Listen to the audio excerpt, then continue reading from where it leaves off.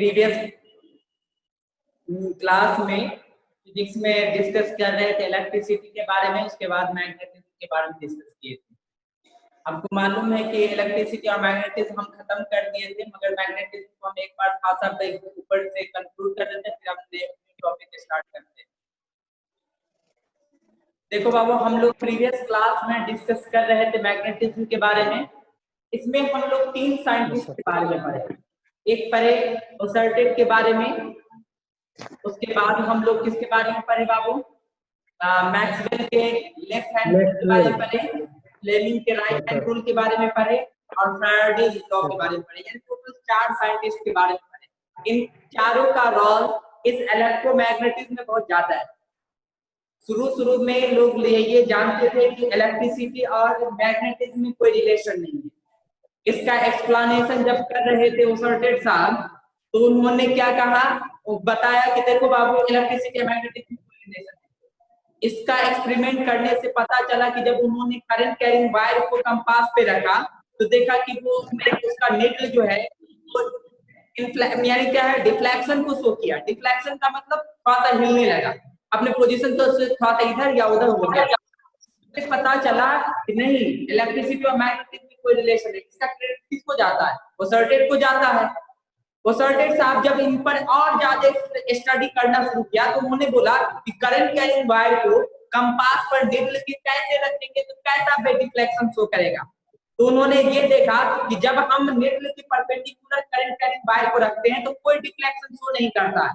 अगर हम current carrying wire को क्या करते हैं, इसके निडल के परपेंडिकुलर रखते हैं तो कोई भी डिफ्लेक्शन शो नहीं करता। उसके बाद उन्होंने ये देखा कि अगर करंट कैरिंग वायर करंट का डायरेक्शन अगर बदलते हैं तो डिफ्लेक्शन का डायरेक्शन भी बदल रहा है।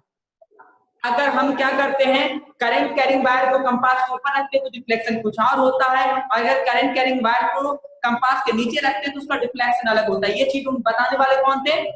ये ओसर्टेड थे, ओसर्टेड साहब थे। उन्होंने ये भी बताया कि अगर परपेंडिकुलर होगा कंपास के करंट कैरिंग वायर तो कोई डिफ्लेक्शन शो नहीं करेगा। और दूसरा चीज उन्होंने ये कंक्लूजन जो निकला, उन्होंने ये बताया कि अगर कोई भी डिफ्लेक्शन अगर शो करेगा तो करंट कैरिंग के डायरेक्शन पे डिपेंड करेगा। अगर कि करंट किधर से किधर फ्लो हो रहा है उसके बिना पर उसका डिफ्लेक्शन शो हो रहा है। दूसरा चीज उन्होंने ये बताया कि कंपास के नीचे रखेंगे तो किस तरह का डिफ्लेक्शन होगा, कंपास के ऊपर रखेंगे तो किस तरह का डिफ्लेक्शन होगा, ये चीज बताया। उसके बाद ये बताने के बाद उन्होंने ये बताया कि मैग्नेट के चारों ओर क्या होता है, एक मैग्नेटिक फील्ड क्रिएट करता है।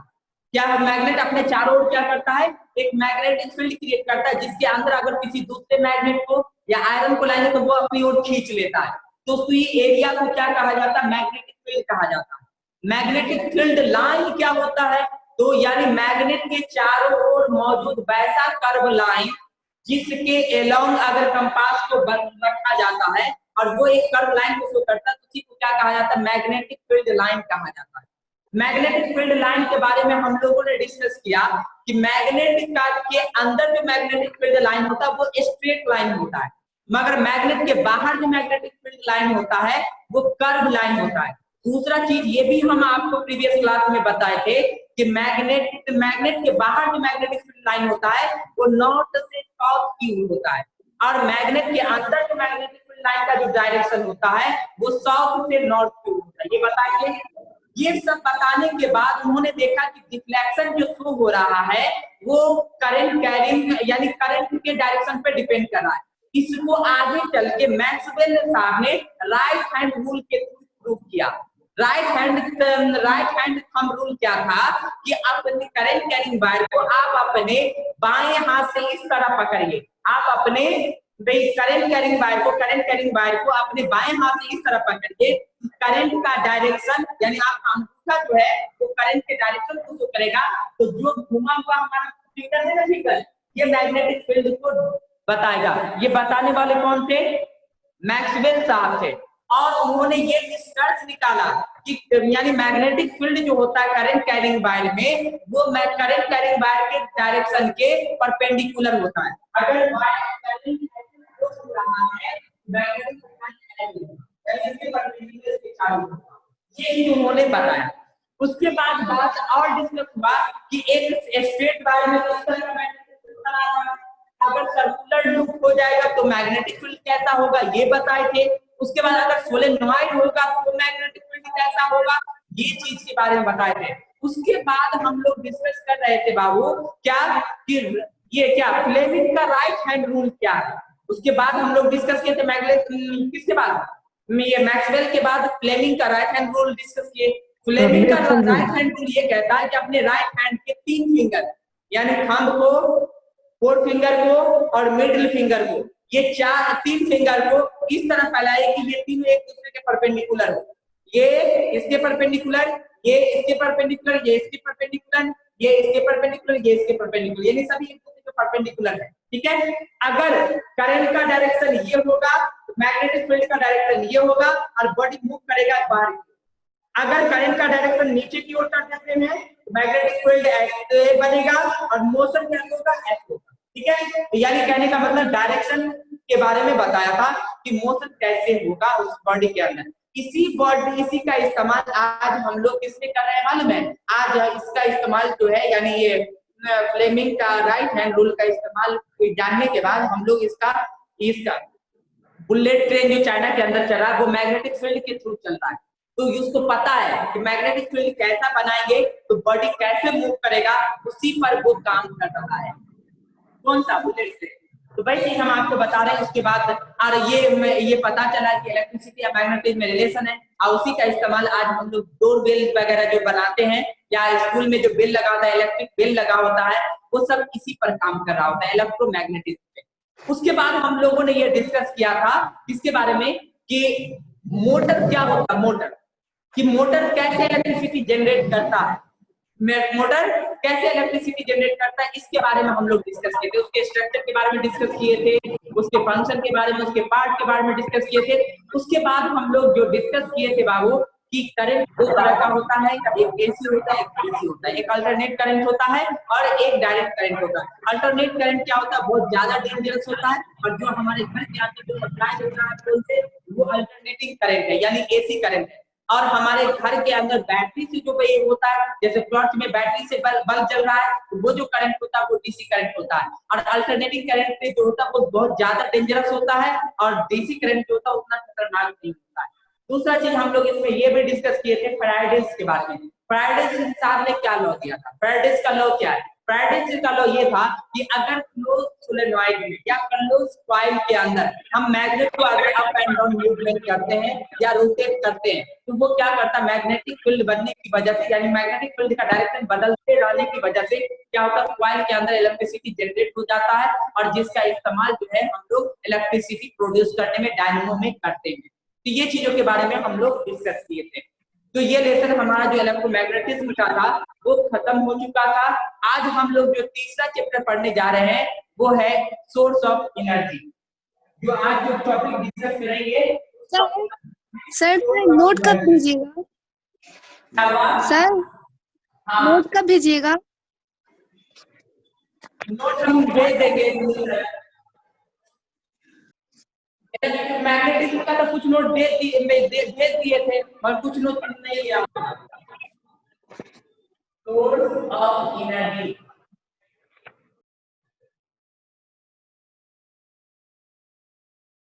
ये हमारा जो चैप्टर है इसमें पढ़ने का ये लेसन को तुमको हम बता देना चाहते बाबू कि तुम लोग जो इलेक्ट्रिसिटी चैप्टर पढ़े, तुम लोग जो मैग्नेटिज्म चैप्टर पढ़े हो और आप ही जो पढ़ोगे सोर्स ऑफ एनर्जी, इसको पढ़ा करके आप उसको एग्जाम पास करने के मकसद से मत पढ़िए।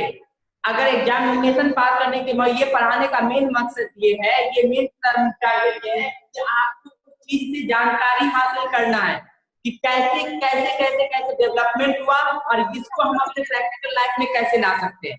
वही चीज आज हम आपको एनर्जी में बताने जाएंगे कि एनर्जी तो आप जान रहे हैं कि आज के डेट में जिस कंट्री के पास जितना ज्यादा एनर्जी है, जितना ज्यादा एनर्जी है, जितना ज्यादा सोर्स ऑफ एनर्जी है, वो कंट्री उतना ज्यादा डेवलप्ड है। अब जैसे एज एग्जाम्पल आज के डेट में सोर्स ऑफ एनर्जी के रूप में किसको सबसे ज्यादा पावरफुल माना जाता है, जिसके पास पेट्रोलियम है, जिसके पास पेट्रोल है ना जी। क्योंकि अगर पेट्रोल जिस कंट्री के पास नहीं है तो उसको खरीदना पड़ता है ना, और जिसके पास है तो उसको भाई उसका इम्पोर्टेंस नहीं मालूम है।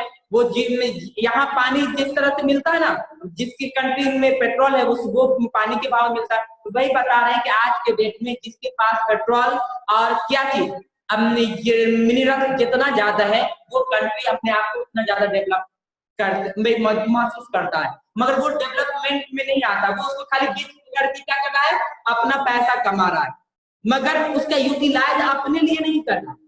एक चीज हमारे एक सर थे जो बीएड में हम लोग को पढ़ा रहे थे, उन्होंने कहा कि कोई भी कंट्री इस बिना पर अपने आप को डेवलप नहीं कर सकता है क्योंकि उसके पास बहुत ज्यादा रिसोर्सेज है, बहुत ज्यादा रिसोर्सेज है। अगर ऐसा होता तो ये जो सऊदी अरबिया है, मिडिल ईस्ट का जो कंट्री है, वो ज्यादा अपने आप को डेवलप करता।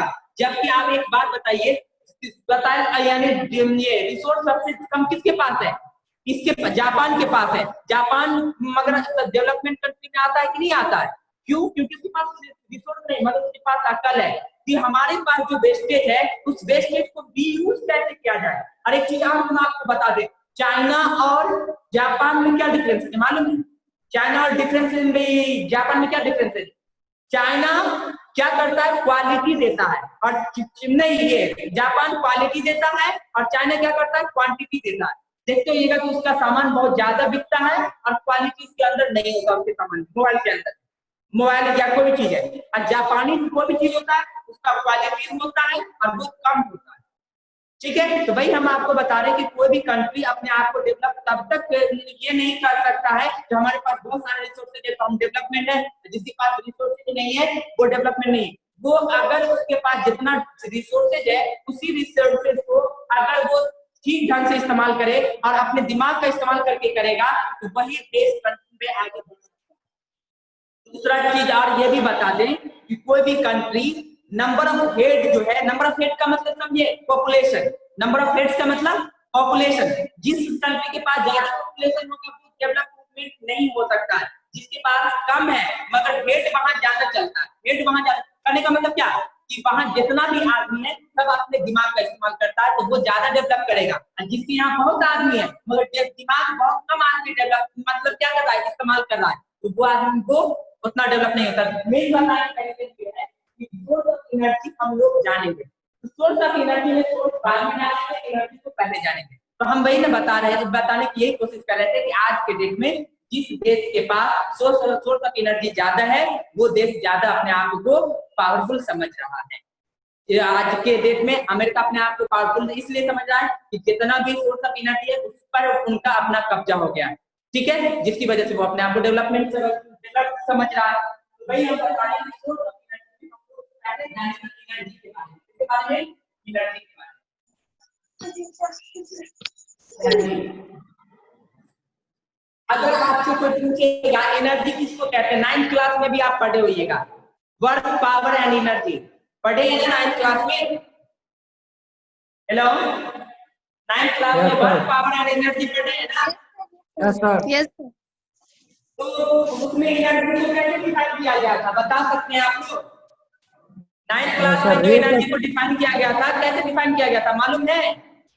Yes sir, rate of doing work is called energy.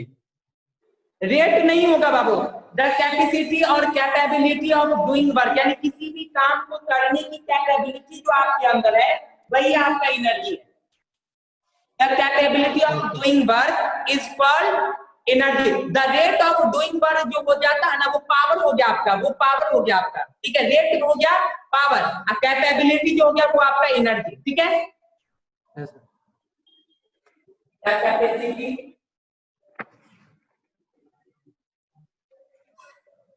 And और कैपेबिलिटी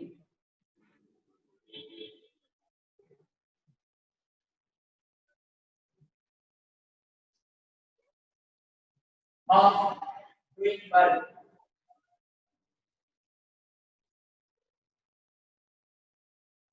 is called energy। वो क्या कहलाता है?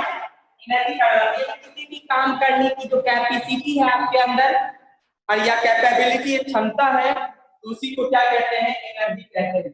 एनर्जी का ऐसा यूनिट आप लोग वहां पढ़े होइएगा, जूल, यानी वर्क का भी और एनर्जी का भी दोनों का यूनिट सेम होता है, जूल होता है। इट्स ऐसा यूनिट इज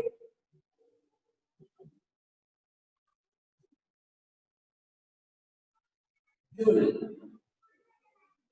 जिसको शॉर्ट में जे लिखते हैं। एक और यूनिट है पीजीएस सिस्टम में, 1 जूल इक्वल टू होता है 1 joule equal to 10 to the power 5 erg. ये पीजीएस सिस्टम में जूल को अर्ग कहा जाता है। 1 joule equal to 10 to the power 5 erg होता है 1 जूल। ठीक है, ये आप 11th क्लास में जाइएगा तो सर बताएंगे जूल और अर्ग के रिलेशन कैसे आया होगा, अर्ग के बराबर आया होगा, वो आप जाइएगा 11th क्लास में, वहां यूनिट्स एंड डायमेंशन पढ़िएगा एक लेसन, उसी में आपको बताया जाएगा। ये तो हम एनर्जी के बारे में जान गए। एनर्जी तो कई तरह का होता है, जैसे एग्जांपल में there are following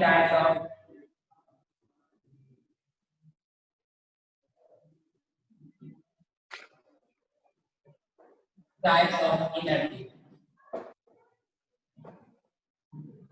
जैसे इलेक्ट्रिकल एनर्जी,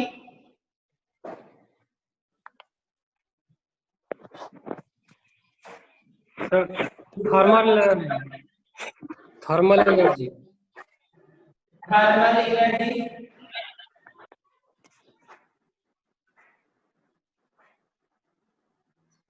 और sir light energy, light energy, energy,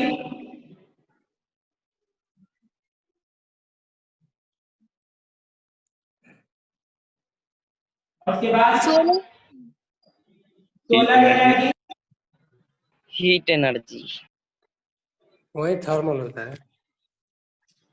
उसके बाद थर्मल में आता है हीट एनर्जी, बाबू समझे।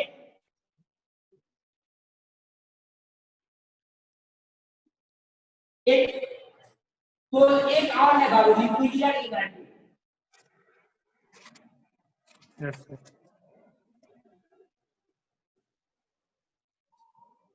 न्यूक्लियर एनर्जी के बारे में हमको पढ़ना है इस चैप्टर में। सोलर एनर्जी के बारे में पढ़ना है, वाइंड एनर्जी के बारे में पढ़ना है, और थर्मल एनर्जी के बारे में पढ़ना है, इलेक्ट्रिकल एनर्जी के बारे में पढ़ना है, और टाइप में हम लिख दिए। ये सब चीजों के बारे में कैसे जनरेट किया जाता है हमारे में, ये इन कंट्री के अंदर या किसी दूसरे कंट्री के अंदर, ये जनरेट किया जाता है। विंड एनर्जी कैसे जनरेट किया जा रहा है, सोलर एनर्जी कैसे जनरेट किया जा रहा है, न्यूक्लियर एनर्जी कैसे जनरेट किया जा रहा है। ये न्यूक्लियर एनर्जी बहुत ज्यादा इंपॉर्टेंट है, इस पर बेस्ड आपको कोई क्वेश्चन पूछेगा नहीं। वाटर एनर्जी भी है बाबू, जिसको हाइड्रो इलेक्ट्रिसिटी जिससे को कहते हैं।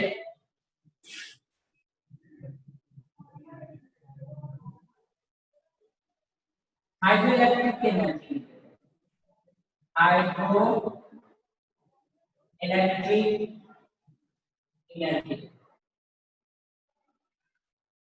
यानी पानी से इलेक्ट्रिसिटी जनरेट किया जाता है, उसी को कहा जाता है हाइड्रो इलेक्ट्रिक एनर्जी, यानी पावर प्लांट इसको बनाया जाता है।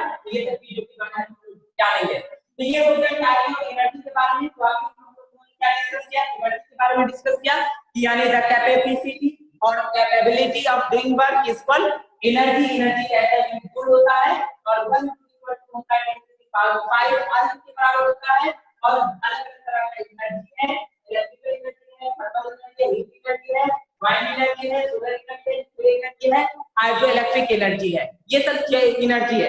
मगर एक बात बताइए कि ये सब एनर्जी, जितना भी एनर्जी है, इस ये होता एनर्जी होता कितने तरह का है, how many types of energy. एक तो इस तरह से हम बताया है, एक और है उनके एक्सहॉस्टिबल इनएक्सहॉस्टिबल के बिना पर एनर्जी 2 तरह का होता है। यानी आज हम उसका इस्तेमाल कर लेंगे, नेचर में फिर दोबारा वो पैदा हो जाएगा, तो वो क्या हो गया, इनएक्सहॉस्टिबल सोर्स ऑफ एनर्जी कहलाया। और एक होता है एक्सहॉस्टिबल सोर्स ऑफ एनर्जी, यानी जिसका इस्तेमाल आज कर लिए आने वाले फ्यूचर में हम उसका इस्तेमाल नहीं कर पाएंगे।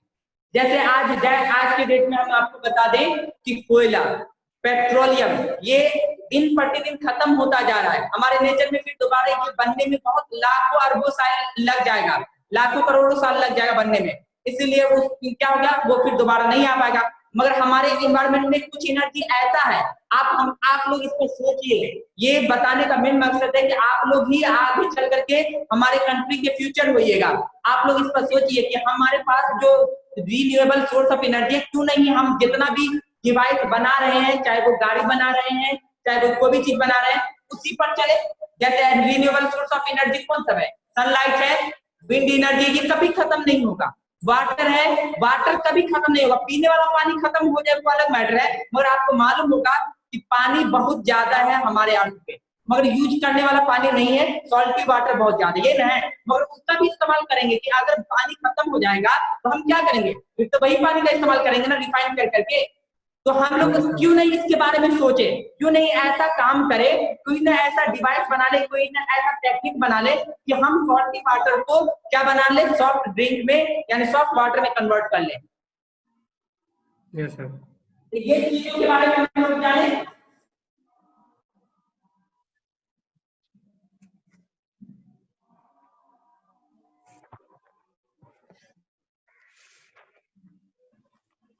अब हम जानेंगे source of energy. Source of energy किसको कहते हैं? एनर्जी समझ गए?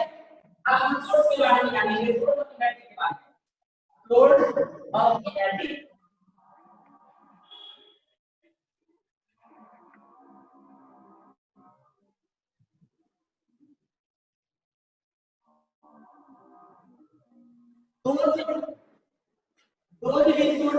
यानी सोर्स ऑफ एनर्जी किसको कहते हैं?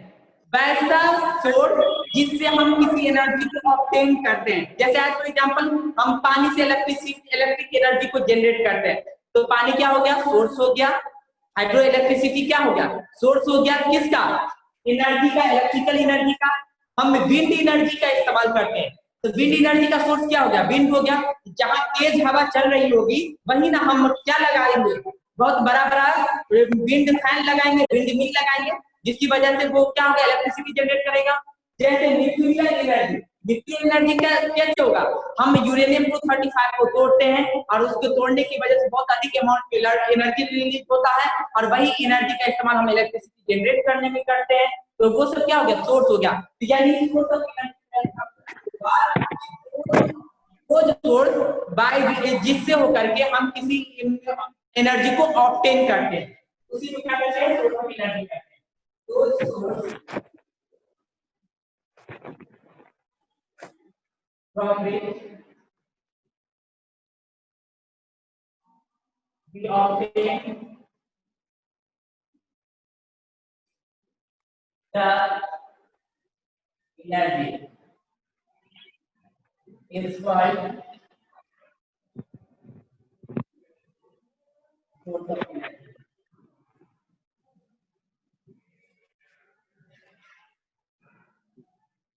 एक बात बताइए, हमारी इंडिया के अंदर में अभी इलेक्ट्रिसिटी जनरेट करने का कौन सा सोर्स है? हमारे घर में जो इलेक्ट्रिसिटी सप्लाई हो रहा है, इसका सोर्स क्या है? हाइड्रो इलेक्ट्रिक पावर प्लांट है कि नहीं है? नदी पे बांध बना करके क्या किया जाता है? इलेक्ट्रिसिटी जनरेट किया जा रहा है ना। तो ज्यादातर हमारे स्टेट में क्या है, नदी के ज्यादा है हमारे कंट्री के अंदर में, इसलिए उसका हम क्या करते हैं? डैम बना करके हाइड्रो इलेक्ट्रिक पावर प्लांट लगा करके हम इलेक्ट्रिसिटी जनरेट करते हैं। तो हम क्या करते हैं, यहाँ क्या होगा? Hydro electric power plant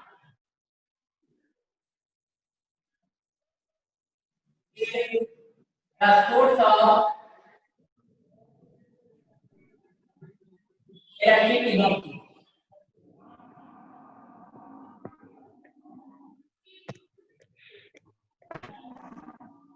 example क्या?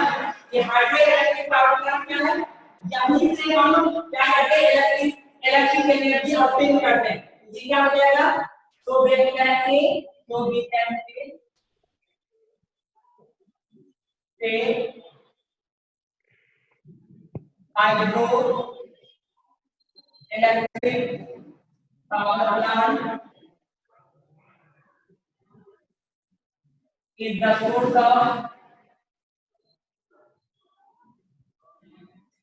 of electric energy.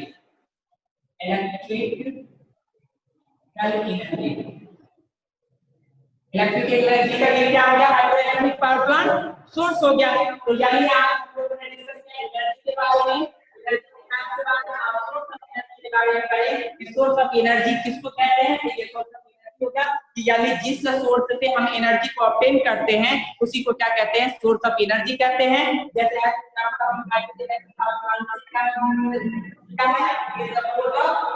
Power plant, ठीक है? तो ये क्या कहते हैं?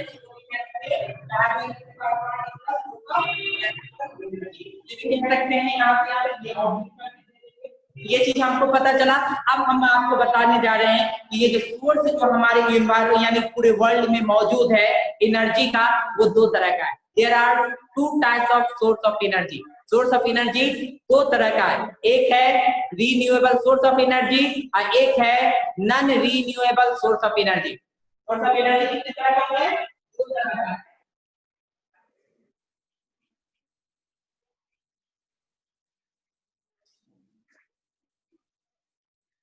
There are two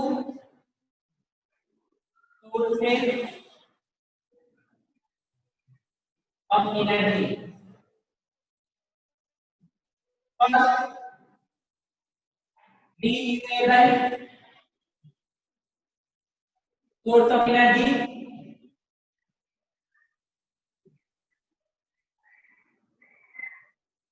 दूसरा है non renewable source of energy.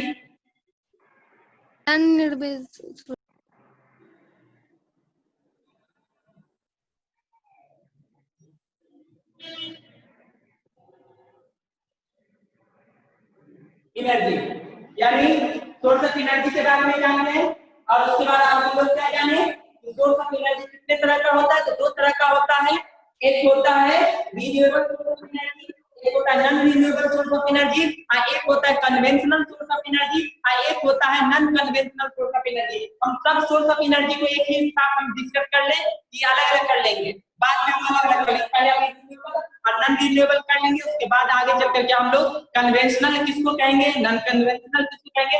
Conventional non conventional पर एक क्वेश्चन पूछता है बोर्ड में, नॉन कन्वेंशनल या नॉन कन्वेंशनल से रिलेटेड एक क्वेश्चन बोर्ड में पूछता है। तो ये पहले हम रिन्यूएबल लेते हैं, सोर्स ऑफ एनर्जी के बारे में जानते हैं।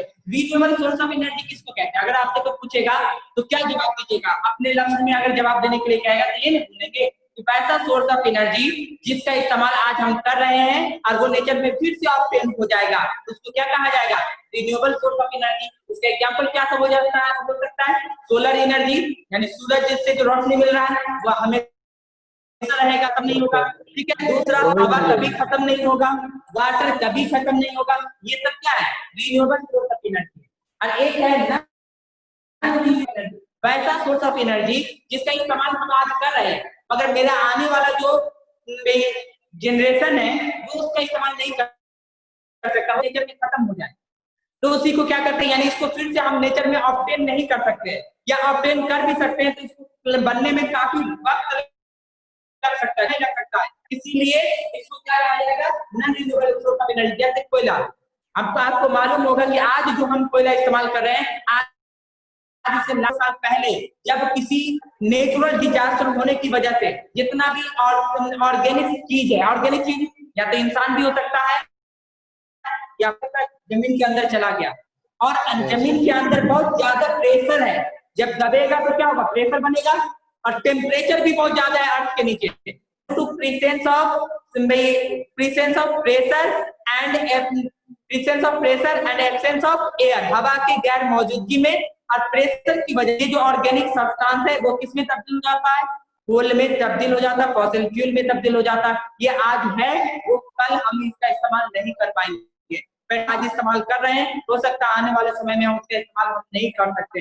इसीलिए ये दोनों को हम क्या कर सकते हैं? Non renewable source of energy, ठीक है। टाइम तो है नहीं जो हम इसको लिख लेंगे तो फिर टाइम निकल जाएगा। नेक्स्ट डे हम लोग इसके बारे में और डिस्कस करेंगे, रिन्यूएबल सोर्स ऑफ एनर्जी के बारे में और non renewable source of energy के बारे में। हाँ, एक चीज और हम आप लोग को बोलना चाह रहे हैं कि इस सप्ताह में अगर 3-4 दिन बचा है, अगर आपको इलेक्ट्रोमैग्नेटिज्म में अगर कोई क्वेश्चन है तो वो आके रखिएगा। जब हम ऑनलाइन होंगे तो आप हमसे क्वेश्चन पूछ सकते हैं, ठीक है सर? कल पूछेंगे सर।